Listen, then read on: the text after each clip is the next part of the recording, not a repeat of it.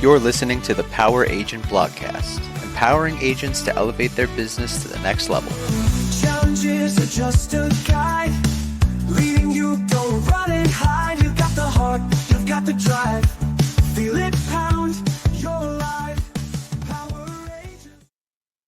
Okay, let's unpack this. We're doing a deep dive today into quite an extended historical analogy. It's used in some high-stakes professional training, specifically real estate. Gotcha.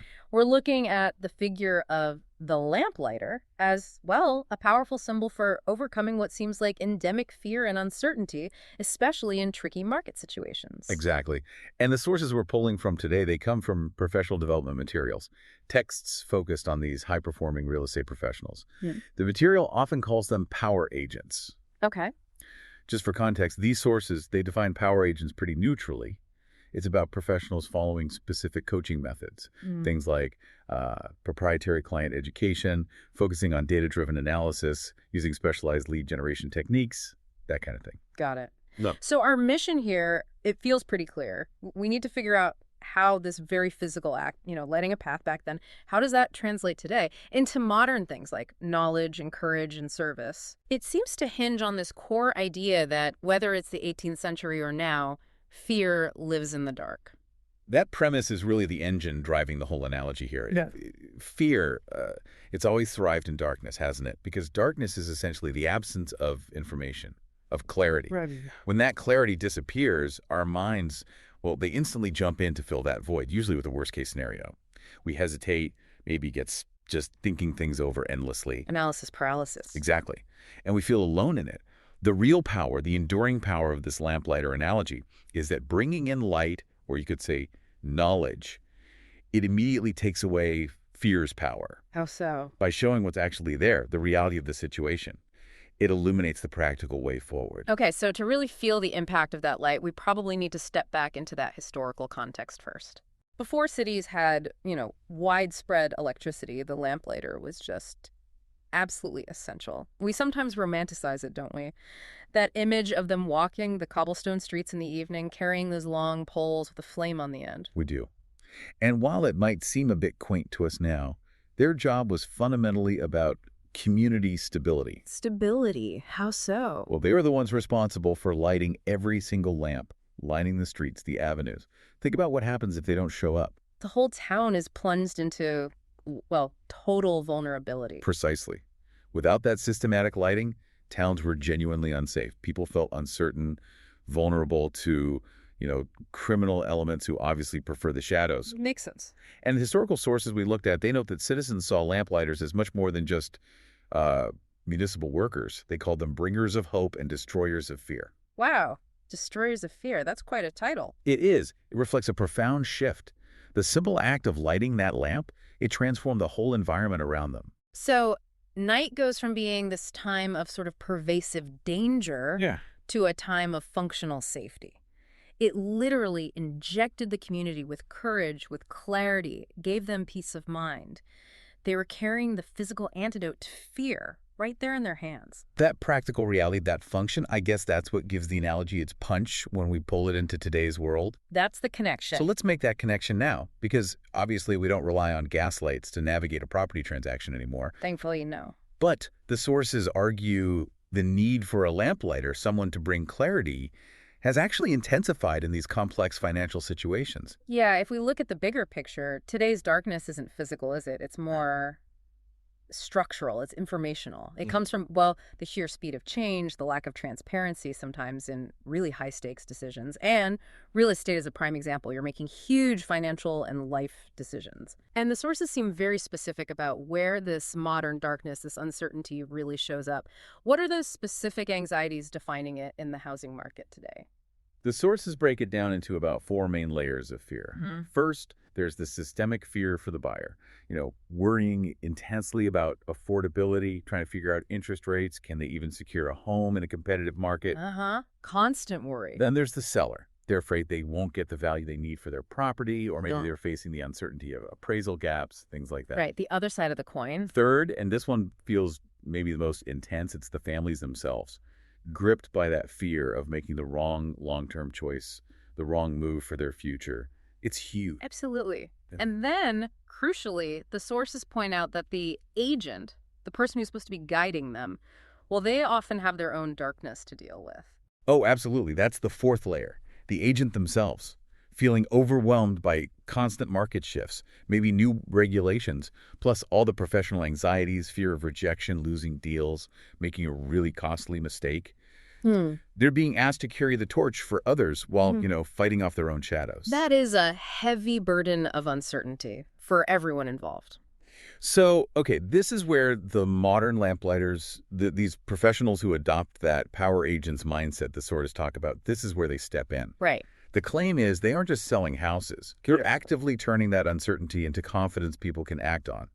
How does that actually work? How does it go from a nice metaphor to actual practice? Yeah. What does that torch of service, empathy, and hope really look like in action? Yeah, this is where we get practical. The modern lamplighter, they're guiding clients who are walking into genuinely unknown territory. It's not just showing the way, it's more like preemptively lighting up specific risks, specific opportunities that the initial darkness, the confusion might have hidden. That sounds like, well, more than just being a good communicator. What are the specific tools they use for illumination? It's not a long pole with a flame anymore. No, definitely not. What's the actual knowledge or data they have to use to be that light source? The sources get quite specific here. The light is often provided through transparent, data-driven systems and clear communication. For instance, they really emphasize the comparative market analysis, the CMA. Okay, standard practice. Yes, but the key is how it's delivered, not just as a thick stack of comparable sales, but as, say, a concisely analyzed, maybe two-page summary, something the client can quickly grasp to understand the true property valuation without getting lost in the weeds. So clarity isn't just dumping information, it's about synthesizing it, reducing that cognitive load, which in turn minimizes the fear. Precisely. Synthesis is key. Another tool they mentioned is preemptive risk communication. Meaning? Instead of just reacting when problems pop up, the agent acts like a lamplighter by illuminating potential pitfalls before they get there. Exactly. It means having a documented step-by-step plan for those common dark spots, things like anticipating appraisal gaps or having strategies ready for unexpected interest rate jumps before they happen. Every clear explanation of the process itself helps clear away that confusion where fear really thrives. But, if knowledge is the light, isn't there a danger of just overwhelming a nervous client with too much data, creating a different kind of darkness almost? How do the sources suggest modulating that light? That's a really critical point, and the sources do caution against simple information overload. The lamplighter's job isn't to hit the client with a blinding spotlight. Right. It's more about lighting the path just enough for them to take the next few steps confidently. And that's done through very targeted, empathetic conversation. Every chat with a nervous client is described as a chance to spark just enough courage for whatever the next task is.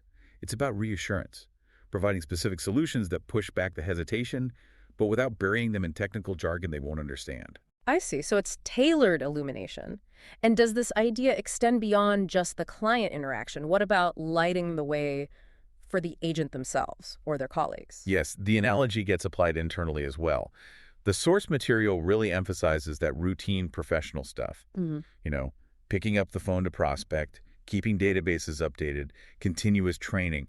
Those activities are framed as sharpening the lamplighter's own skills. Okay. Making sure their torch is held steady and burns brightly when it's needed.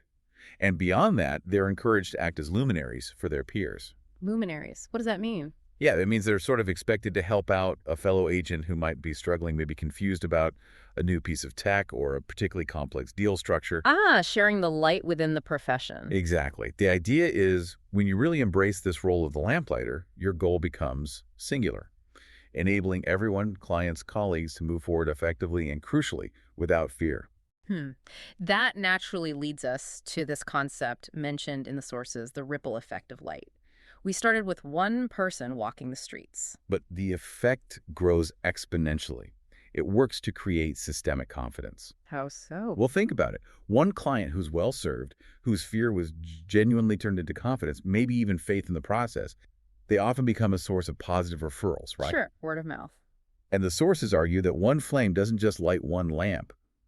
The more professional agents there are who embody this kind of clarity and service, the brighter the whole professional environment becomes. which in turn strengthens not just individual deals, but maybe entire neighborhoods, communities where these high-trust transactions are happening more often. Exactly that.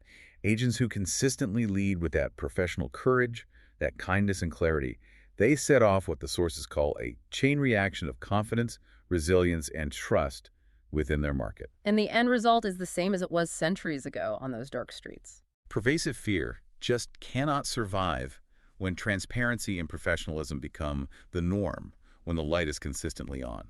This whole concept, though, it ultimately seems to boil down to a choice, doesn't it? The sources cite the author Seth Adam Smith, offering this powerful philosophical anchor. Yeah, it's a great quote. You cannot defeat darkness by running from it, nor can you conquer your inner demons by hiding them from the world. In order to defeat the darkness, you must bring it into the light.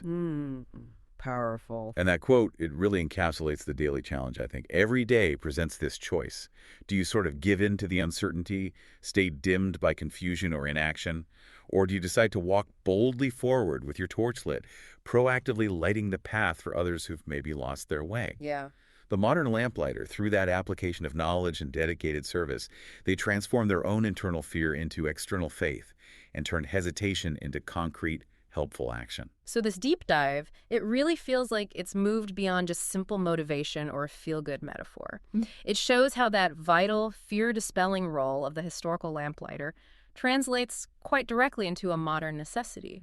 A necessity for guides who bring structured clarity, who use data-driven analysis effectively, and offer personalized service, especially in these complex, fear-inducing situations like a shifting housing market. It's really about operationalizing knowledge and courage, but delivering it with empathy and a clear purpose. Well said.